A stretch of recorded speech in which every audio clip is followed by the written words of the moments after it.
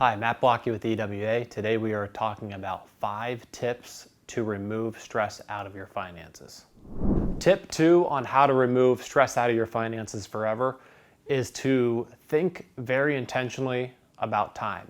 And there's several ways to address thinking about your time. So the first realization I had is that everyone every day is exchanging time for money or exchanging money for time. So just think about how this is interacting in your life right now. Are you in a salary position? Have you hired someone to help you with lawn care, someone with cleaning? Everything, you're either spending your time to make money or you're either spending money to free up time. So looking at the context of a financial plan and thinking not just about the simple things like, what do I need to save for college? What do I need to save to be financially independent, to put myself in a position to work because I want to, not because I have to, but really thinking about this also with those decisions I make. Am I going to over or under accumulate wealth? And am I happy with my life? Am I happy with my time today?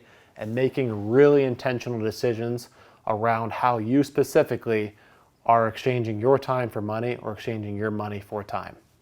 Now, the other thing to think about is if you're retired, and I think this is really important for someone that's currently in a stressful career, because I've gone through this with countless exercises. When someone says, I want to retire 10 years earlier, that's very rarely the case. So for example, I was sitting down with the doctor the other day and they're really stressed, lots of procedures, multiple procedures a day, and she was very stressed out. She's like, I want to plan to retire at 50. When we uncovered that, I just asked her one question that made her change her mind. And now the plan is still work until 60, but really be intentional about time in advance over the next decade or 2 decades in advance. So what does that look like? So the exercise I recommend everyone to do is look at 24 hours a day, break this down between sleep, maybe that's 8, hopefully. How much do you work? Maybe that's 9. And then you have free time of 7. So the first question is, how do you currently spend your time and how do you want to spend your free time? Now imagine tomorrow you're retired. So you have 8 hours in a day, 16 hours free time. Money's not an issue. How do you want to spend your time? And most of the time we have these really thought out answers. I want to travel more, I do this, this, and this. Well, then the question is, why can't we build in that now? Because most people, when they get to retirement, what we found is they're at the highest level of their careers. They love doing what they do. It's hard to let go. And so if we just accept the fact of looking at time, not just from a simple black or white, I'm going to get to this age and then retire, because most people that retire without an intentional look at how they're going to spend their free time end up being miserable within 2 years of retirement. That's just statistics. So looking at this while you're in your working career, even looking at this if you're retired, is so impactful on a year-to-year basis. How do you spend your time? How do you want to spend your time? Because it just kind of like a rain fall coming down.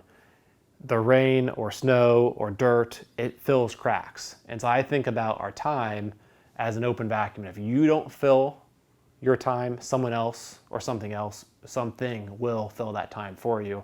This is something, unfortunately, fortunately, we have to be very intentional about how we want to spend our time.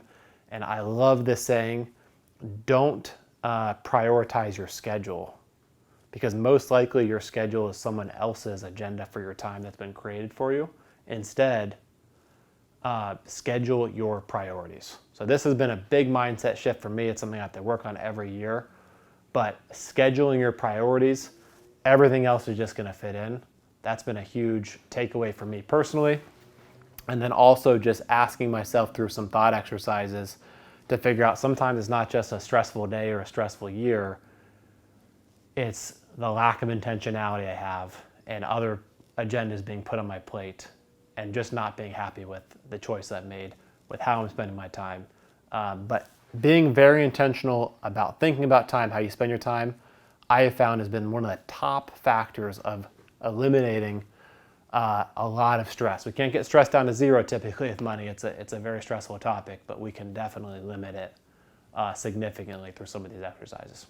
Hopefully you found this helpful, and we look forward to sharing the next tip very soon.